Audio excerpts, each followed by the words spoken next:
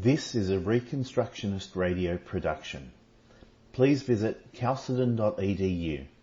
That's chalcedon.edu to download this book in PDF format or to purchase this book.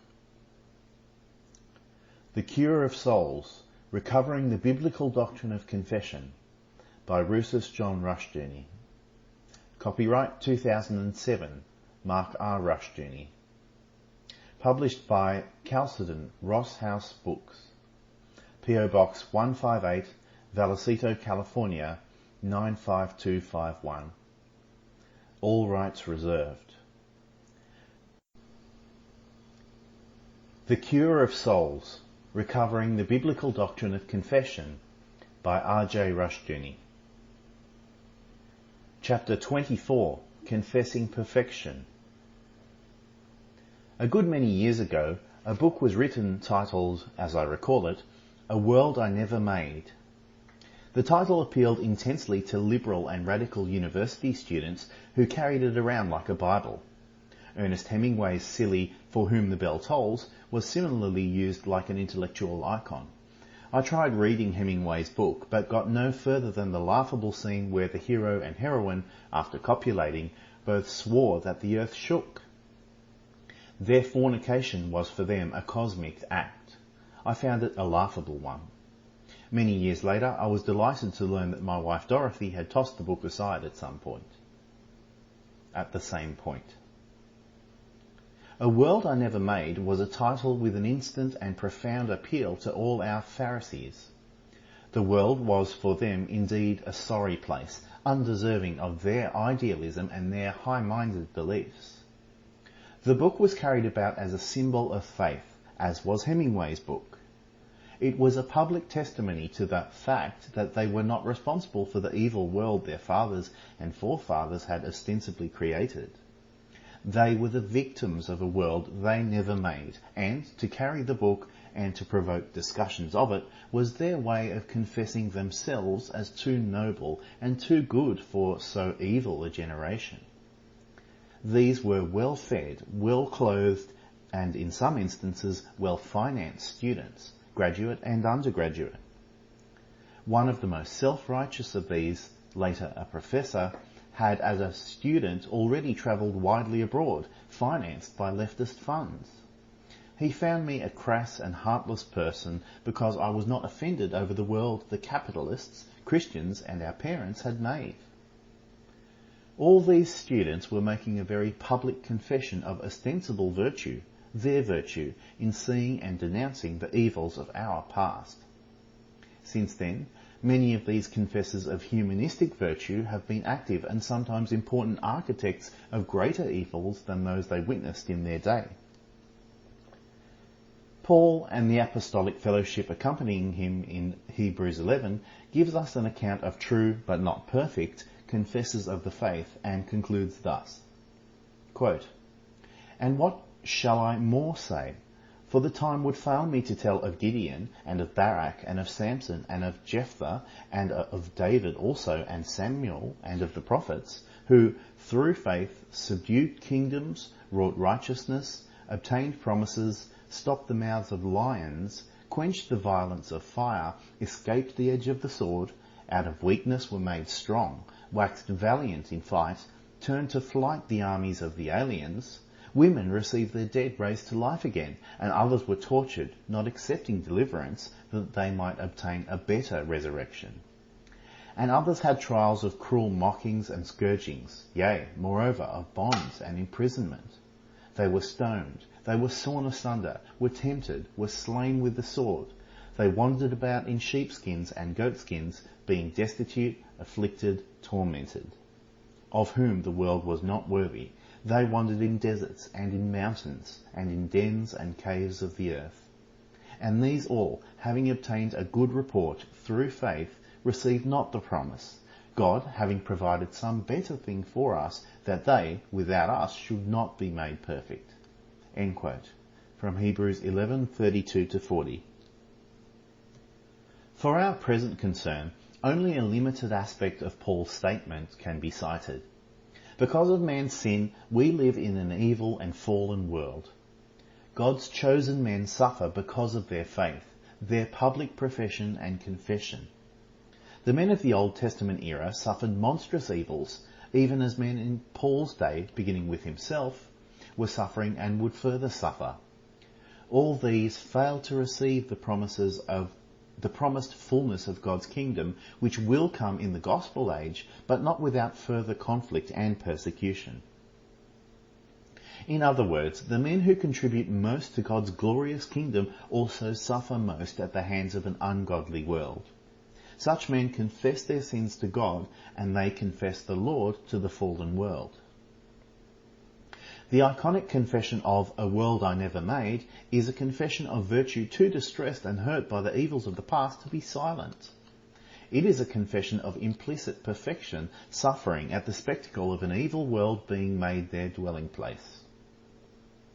I recently read an excellent, kindly and generally favourable biography of Frederick Douglass, 1817 to 1895, author of such works as Narrative of the Life of Frederick Douglass, an American Slave, 1845, My Bondage and My Freedom, 1855, Life and Times of Frederick Douglass, written by himself, his early life as a slave, his escape from bondage, and his complete history to the present time, and other works.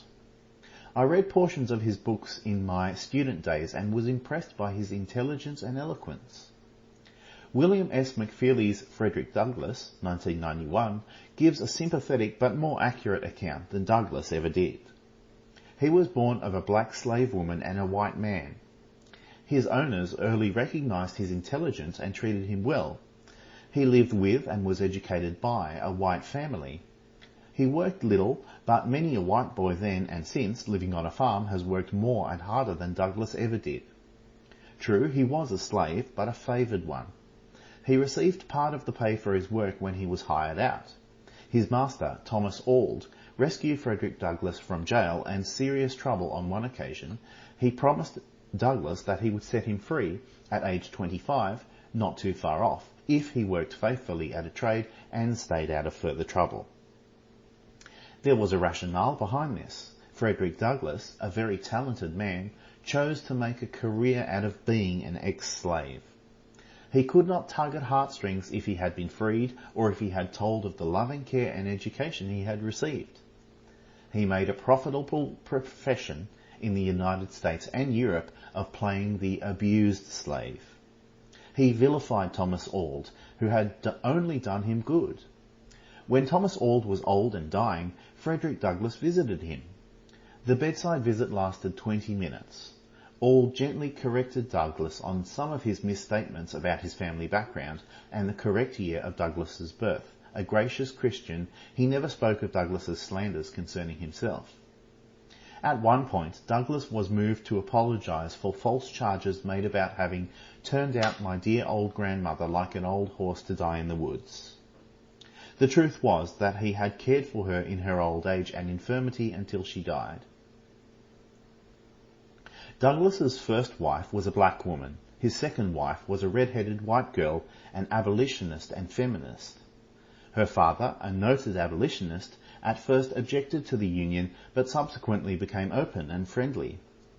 Douglass's black family and friends regarded him as a traitor.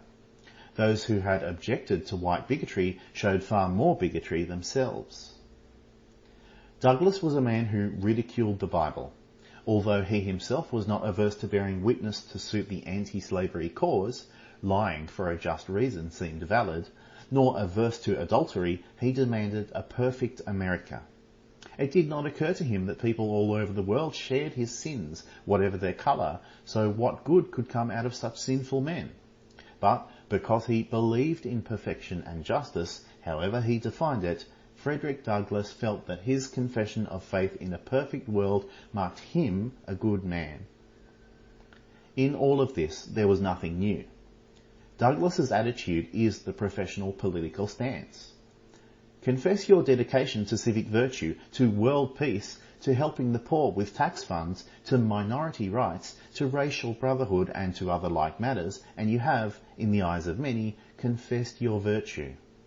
Do it loudly enough in Congress, and you confess near perfection. Of course, certain personal choices like adultery, homosexuality, and indirect payments for political favours do not count, it seems. When Christians raise questions about politicians' conduct in such matters, we are told that we have violated the First Amendment and the separation of church and state. A recent legislator's book called for the federal intervention and control of the family, but the fact that this congresswoman loved her children and showed herself surrounded by them was the ostensible assurance of her virtue in this sphere.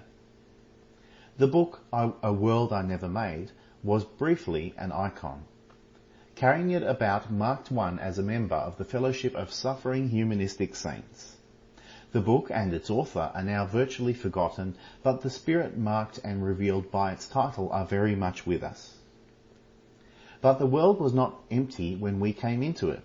True, it was full of evil, but it was also rich with the justice and the good for which some Christians laboured over the centuries. For those who have contributed nothing to that heritage but have only whined and puled with self-pity over a world they never made, one can only say they are adept at turning their lives into hell and in making their surroundings aspects of hell. Confession is always self-revelation.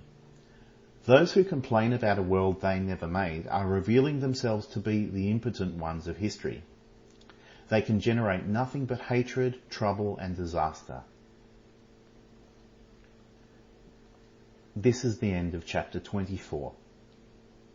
The Reconstructionist Radio Podcast Network brings to you a complete lineup of podcasts where you will hear practical and tactical theology. Our desire is not simply that you consume our shows, but that you also live out your faith in every area of life.